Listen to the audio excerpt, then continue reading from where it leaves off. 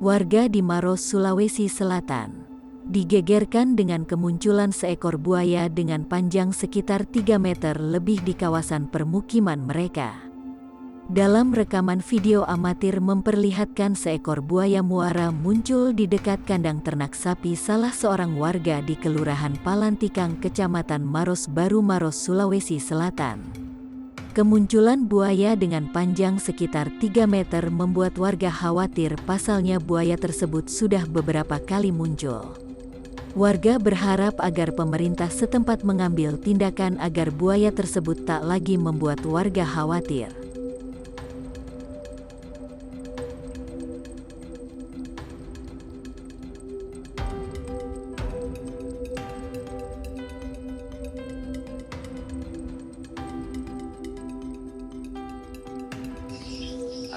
Kaget karena dekat sekali dari buaya ini, dekat dari saya. Boleh dikata 1 meteran lah.